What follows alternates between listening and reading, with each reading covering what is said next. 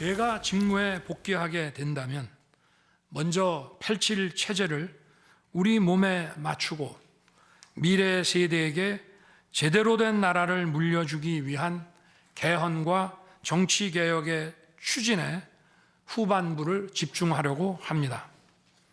저는 이미 대통령직을 시작할 때부터 임기 중반 이후에는 개헌과 선거제 등 정치 개혁을 추진하겠다는 계획을 가지고 있었습니다. 자녀 임기에 연연해하지 않고 개헌과 정치 개혁을 마지막 사명으로 생각하여 87 체제 개선에 최선을 다하고 싶습니다.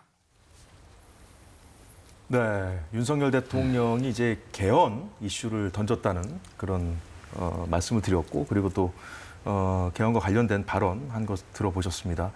자, 그런데 이제 개헌론자들이 그동안 이제 주로 얘기해 왔던 것은 이제 뭐 내각제 개헌이라든가 뭐 이원집제 뭐 여러 가지 이제 다양한 형태를 얘기해 오지 않았습니다. 근데 이 87년 체제가 한계에 다다랐다. 그래서 개헌이 필요하다. 이 명분 자체가 좀 그동안 제기됐던 건 좀 다르거든요. 87년 체제 자체가 좀 그동안 이제 계엄을 할 수밖에 없었던 그런 여러 가지 문제점들, 윤 대통령이 생각하는 그런 것과 좀 관련이 있다고 보는 건지 왜 그렇다고 보십니까? 예, 그렇습니다. 87 헌법 체제가 들어와서 사실 우리 대한민국의 발전이라든지 민주화 진전에 상당히 역할한 부분이 있습니다. 5년 단임제라든지 이런 것을 했는데, 그런데 그동안 조금 문제가 제기된 것이 5년 단임제를 하다 보니까 어떤 대통령이 어떻게 보면은 좀 선거가 딱 당선되면서부터는 다음 어떤 그런 게 없으니까 좀 더 이제 국민들의 어떤 평가를 받는 면에서 좀 부족할 수가 있다. 뭐 이런 이야기도 좀 있었고, 특히 지금 국회와의 어떤 관계에 있어서는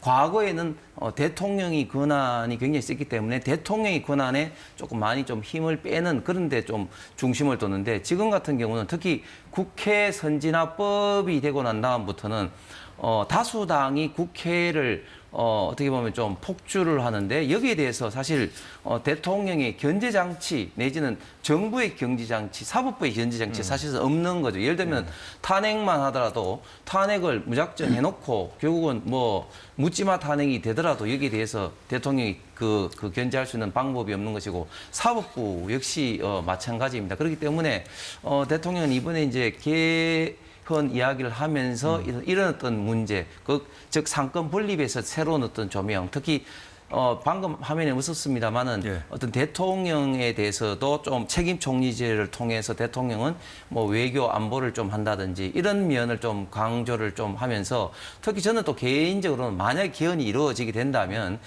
지방 균형 발전의 면에 대해서도 저는 필요하다고 보는데, 사실 이 개헌 이슈가 어제 오늘 일이 아니고 많이 있어 왔습니다만, 그러나 대통령이 딱 당선되고 난 다음부터는 개헌을 좀 논의를 하면 그것이 하나의 또 블랙홀처럼 모든 이슈를 지금 빨아 들어가기 때문에 그동안은 사실은 없었으면 좀 시도하기 어렵습니다만, 이번 기회를 통해서 한번 개헌 논의를 본격화하는 것이 저는 적기가 아닌가. 그리고 이것은 국회의장 출신들인 헌정회라든지 이런 부분에 대해서 꾸준히 지금 현재 제안되고 있다는 말씀을 드리겠습니다.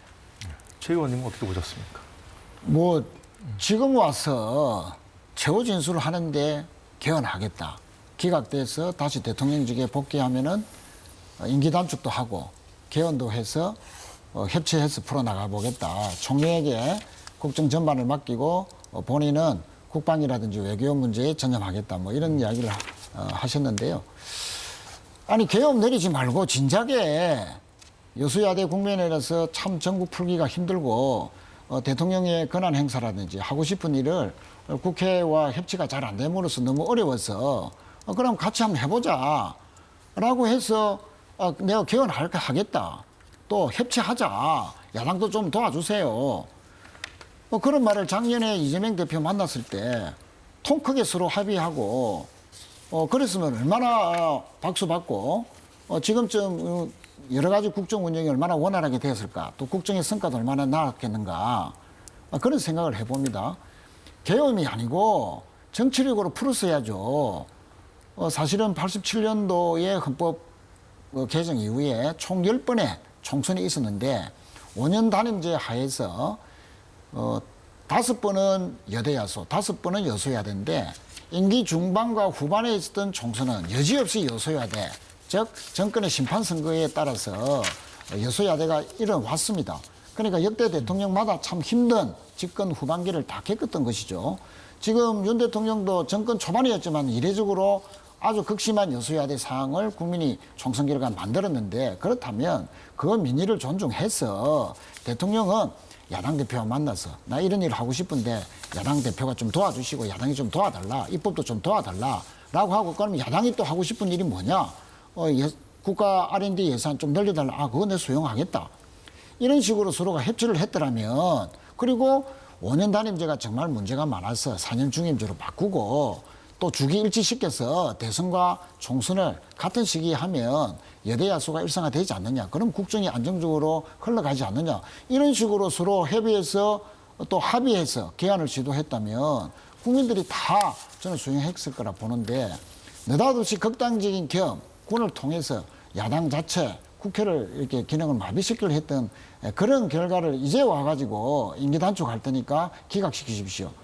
이것은 정말 염치 없는 주장이었다라고 생각합니다.